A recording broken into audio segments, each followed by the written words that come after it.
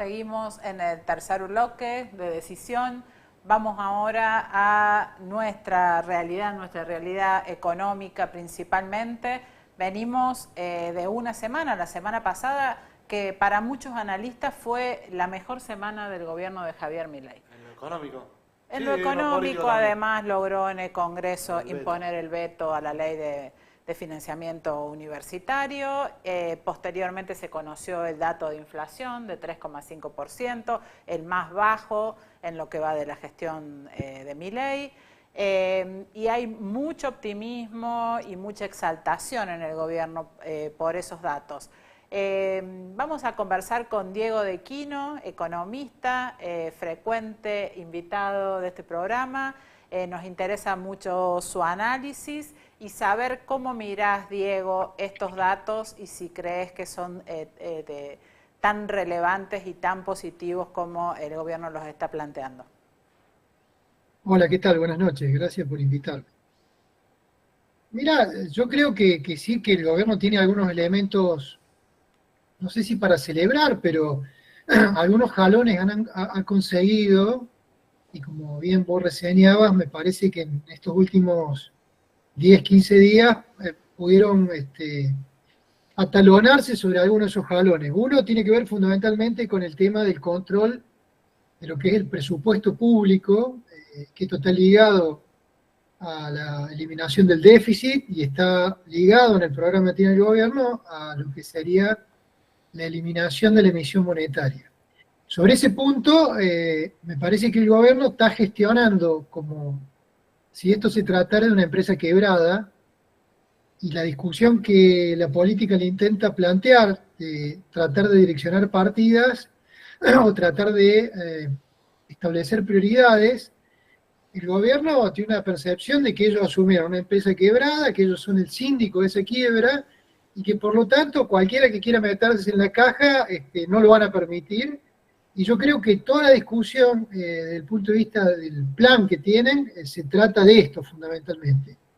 Por el resto hay un montón de cabos sueltos que tiene el programa económico, y en la parte de la economía real, si bien ha sido estos días como ha habido indicadores que empiezan a mostrar positividad, no perdamos de vista que la economía viene una fenomenal caída. Yo particularmente entiendo que el piso fue en mayo y que de mayo a esta fecha no hay un resultado cierto sobre hacia dónde va la economía, si estamos en una recuperación o estamos francamente en una depresión económica. Diego, se habla mucho del cepo al dólar, y se habla poniendo declaraciones de Milei antes de las elecciones y ahora, con eso, ese frente más quieto. ¿Qué pensás de ese tema en particular?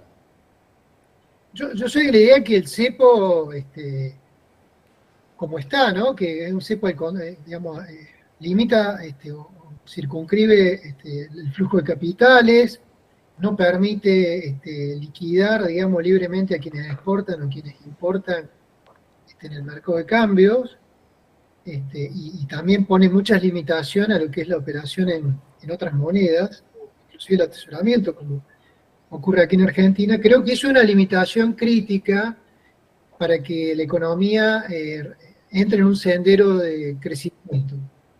¿Por qué digo esto? Porque el cepo actúa como un desarbitraje en un precio clave de la economía, que es el tipo de cambio. ¿Qué es el desarbitraje?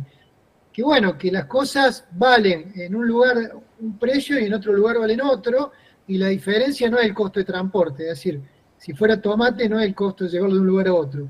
Hay diferencias que no se explican, y esto es lo que pasa, ¿no?, con las distintas cotizaciones que tiene el dólar en Argentina o el tipo de cambio, y están ligadas a esto que mencionamos, que es el tema del cepo.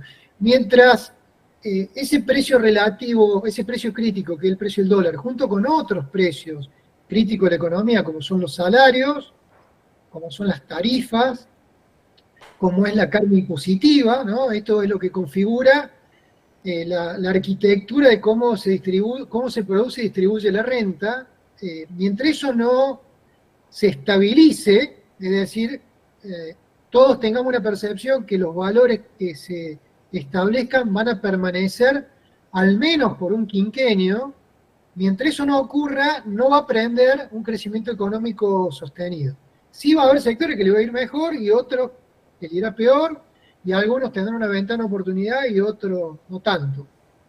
Así que en ese sentido sí yo soy de la idea que el cepo es claramente un obstáculo, y bueno, dentro de estos precios relativos es el más a mano de la política pública que hay, ¿no? Porque los salarios, ¿cuánto es la participación de los salarios en la economía? Bueno, ahí ya participan otros actores, inclusive en las tarifas, ¿no?, de servicios públicos también participan otros actores que son quienes producen, pero en el caso del cepo el actor es el propio gobierno, ¿no?, porque es el Ministerio de Economía y el Banco Central.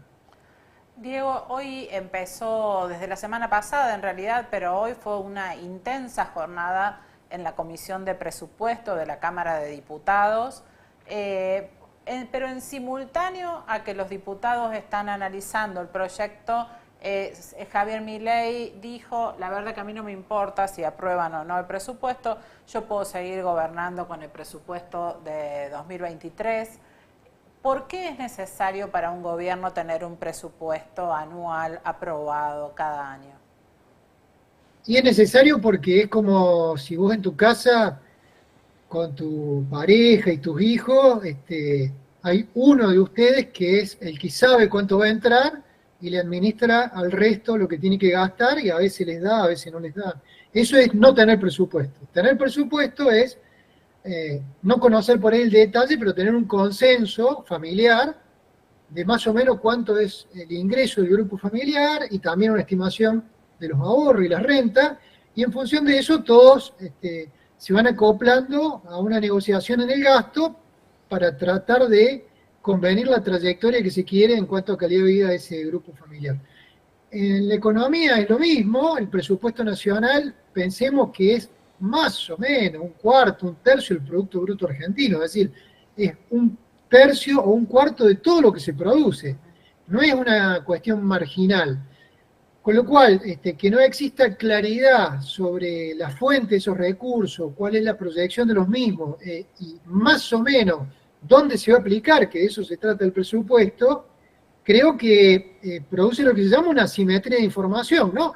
Pensemos en la casa de uno, hay una sola persona que es la que conoce los ingresos, y la asimetría de información, ¿cuál es? Y yo te digo, hay plata o no hay plata, te digo, podés gastar o no podés gastar, a veces te pongo contento o a veces te enojo porque yo administro los recursos. Pensemos lo que hace el gobierno nacional con las partidas, y es un poco eso, ¿no? Lo hizo con los jubilados, lo hizo ahora con las universidades, lo intentó hacer con la CIDE, ahí perdió, ¿no?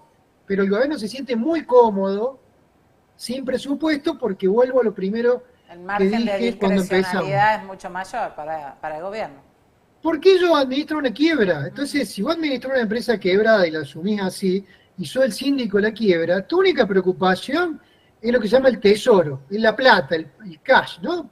Fíjate cómo razona tanto el presidente como el ministro, el foco es eso. Y a partir de ahí dicen, yo voy a gestionar los recursos y voy a administrar los gastos de la manera que lo vienen haciendo. No le pago a nadie, y luego, a medida que empiezan las presiones, empiezo a ver a quién le voy pagando para gestionar las presiones, pero a todos les hago saber que estoy arriba de una quiebra, con lo cual si presionan mucho, esto se termina para todos. Esa posición, sin presupuesto, que es como está el gobierno hoy, es la situación más cómoda. El presupuesto de este año, las partidas de recursos, los ingresos, como son los del año pasado se aprobó, se proyectó en el 2022 con una inflación del 60, el año pasado fue 211, este año llevamos 100 de inflación, más del 100 ya, se agotó más o menos en mayo, es decir, de mayo en adelante, todo recurso que le entra al gobierno, es decir, todo impuesto que se paga, para decirlo simple, lo gestionan y lo administran a los gastos como quieran o como se les ocurra. El año que viene, si no hubiera presupuesto, probablemente ya en marzo, claro, todas las partidas se te hubieran terminado y van a ejecutar 9 meses a placer, ¿no? ¿Hay algún antecedente histórico de una situación de ese tipo? Desde que existe la ley de administración financiera, no. Porque Argentina tiene dos etapas, para decirlo en la época moderna. Hay una que arranca en el 92, cuando se aprueba la ley de administración financiera, que el gobierno intentó reformar algunas partes que son críticas de esa ley, ¿Esa ley qué es? Es una ley de ritual y de buenas prácticas contables, que incluye enviar el presupuesto como se envía ahora en septiembre o en octubre, que se apruebe antes de iniciarse el año, que luego haya ejecuciones trimestrales, hay cuotas del tesoro, es decir, todo lo que uno más o menos hoy escucha, ve o entiende. Eso es desde el 92 en adelante, obviamente ligado a la convertibilidad. Antes, en épocas anteriores, inclusive cuando hubo los periodos hiperinflacionarios, el presupuesto ni siquiera se presentaba. Se presentaba, para darte una idea, 4 o 5 años después. Era como una cuestión jurídica. Se hacía por un principio de continuidad del Estado, nada más. Con un balance de un centro vecinal. Sí, pero 4 o 5 años después, Claro. se presentaba el presupuesto y después se presentaba la ejecución, es decir, primero se ejecutaba y después se rendía, ¿no? Ahora, aparte de la paradoja política que implica que un gobierno con escaso poder legislativo logre por esta vía decir que nadie ose oponerse a nada del proyecto que envié, porque si no frenamos la discusión y gobierno con un presupuesto reconducido nuevamente. Institucionalmente es un escenario bastante preocupante. Y la oposición política suele plantear que los organismos internacionales con los que el gobierno necesita acordar el año próximo son muy críticos de una situación de ese tipo. ¿Realmente que no hubiera presupuesto puede complicar una negociación con el fondo, por ejemplo? Con este Fondo Monetario, el actual, sí. Con el Fondo Monetario que exista luego el 5 de noviembre, que es la elección de Estados Unidos, veremos. Exactamente. Ah, bien. Este Fondo Monetario sí, bueno, ustedes lo venimos viendo, ¿no? El gobierno tuvo que forzar para cambiar lo que sería el auditor externo, ¿no? O el líder de misión. Con lo cual, con este fondo es un problema enorme porque nadie te puede seguir las cuentas cuando vos no tenés una planificación de tus ingresos y gastos. De eso se trata. Pero déjame que diga algo más con este presupuesto. Este presupuesto está hecho con la misma trampa que se hacen todos los presupuestos desde el 2003 más o menos en adelante, que tiene subestimados los recursos de manera significativa. Este presupuesto a la política le plantea un dilema, yo lo vengo diciendo apenas lo presentaron, porque tiene subestimada la pauta inflacionaria para este año, que veremos cuánto termina la inflación de este año, pero lo más probable es que termine subestimada entre 8 y 12%. Si eso pasa, es decir, si la inflación es entre un 8 y 12% más que el 104,3 que ellos proponen que va a ser este 2024, ahí se están guardando entre 8 y 12 mil millones de dólares de excedente para el 2025, que es básicamente el superior primario que han previsionado para el 2025. Con lo cual, a la política le plantean un dilema de hierro, porque le dicen, me aprobás esto con esa pauta, porque esa pauta no es parte del presupuesto, es una pauta de proyección de este año que obviamente planea o planifica todas las partidas. Es decir, si uno cuestiona esa pauta, tenés que rehacerlo el presupuesto completo. Exactamente. ¿Sí? O me aprueban esto, que yo ya me guardo, es como vos en tu casa. Me aprueban que voy a ganar 1.000 y en realidad sabés que va a ganar 1.100, ¿no? Y si no, no me aprueban nada y yo les digo cuánto gano. Y les voy dando de 1 peso, medio peso. Que es un poco lo que planteó el presidente. Yo creo que ellos se sienten más cómodos con una reconducción del presupuesto. Totalmente. Diego, la última. ¿Sos de los analistas que le da más relevancia a lo que mencionaste recién, que es el resultado de la elección en Estados Unidos? ¿Cuál es el elemento principal que vos ves para la diferencia que puede representar para Argentina quién gane la elección en Estados Unidos? Tiene que ver con el tema de expectativas, porque si uno mira los resultados hoy de la economía argentina, no hay elementos duros que indiquen que las cosas están mejor. Tampoco hay elementos duros que indiquen que las cosas van a estar mejor mañana, pasado, ni en 3 meses, ni siquiera en 6 meses. Sí hay ciertos elementos que cuando uno asume ciertos modelos de análisis, entiende que hay cosas que se están haciendo en pro de un mejor resultado económico más adelante, ¿sí? Entonces, hoy, este sistema expectativo donde más o menos el gobierno tiene, por lo que yo veo en la encuesta, entre 40 y 45% de adhesión, está básicamente montado, aparte la encuesta lo dicen, está montado sobre promesas que siguen siendo promesas. Con lo cual, si en la elección de Estados Unidos ganara Trump, que claramente sería un aliado de pensamiento con el gobierno actual nuestro, yo creo que eso espiralizaría nuestra perspectiva de lo agente económico, donde entraríamos, argentino me refiero, donde entraríamos en una euforia, a mi punto de vista, desmedida, pero bueno, es prematuro decirlo. ¿Cuánto va a durar esa euforia? Bueno, durará lo que dure, puede durar 6 meses o puede durar 60 años, no sé si me explico.